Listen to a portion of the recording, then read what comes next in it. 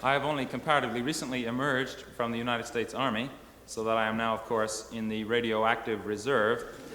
And the usual jokes about the Army aside, one of the many fine things one has to admit is the way that the Army has carried the American democratic ideal to its logical conclusion, in the sense that not only do they prohibit discrimination on the grounds of race, creed, and color, but also on the grounds of ability.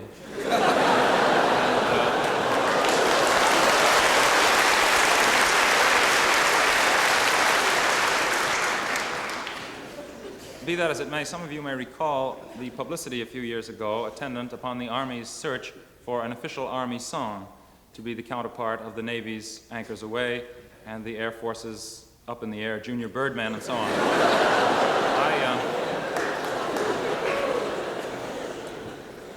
I was in basic training at the time, and I recall our platoon sergeant, who was an unfrocked Marine.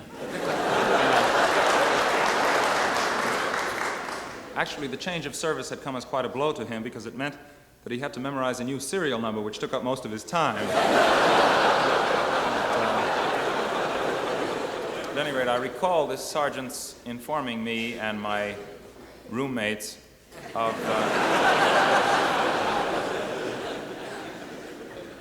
this rather deplorable fact that the Army didn't have no official song. And suggested that we work on this in our copious free time. Well, I submitted the following song, which is called "It Makes a Fellow Proud to Be a Soldier," which I think demonstrates the proper spirit, you'll agree. However, the fact that it did not win the contest, I can ascribe only to blatant favoritism on the part of the judges.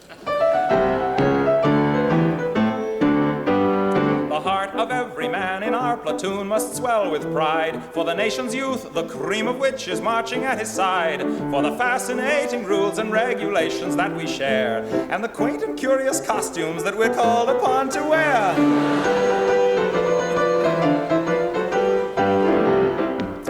Now Al joined up to do his part, defending you and me.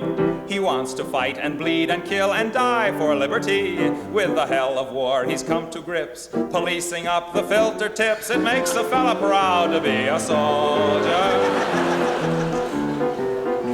When Pete was only in the 7th grade, he stabbed a cop.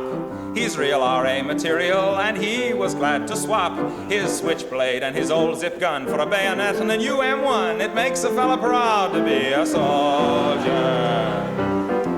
After Johnny got through basic training, he was a soldier through and through when he was done. Its effects were so well rooted that the next day he saluted a good humor man, an usher, and a nun.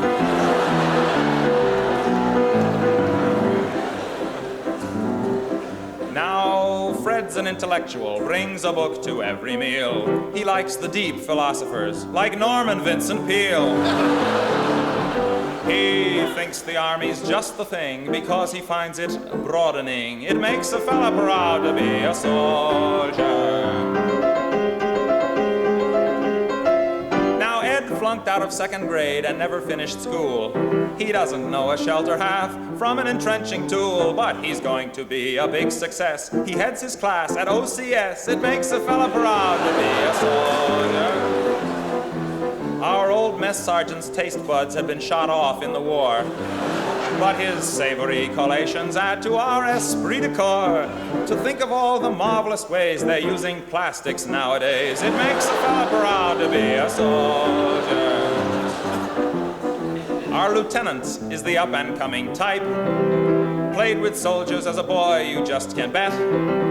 It is written in the stars, he will get his captain's bars, but he hasn't got enough box tops yet. Our captain has a handicap to cope with, sad to tell. He's from Georgia, and he doesn't speak the language very well. He used to be, so rumor has, the dean of men at Alcatraz. It makes a fella proud to be what as a kid I vowed to be. What luck to be allowed to be a soldier.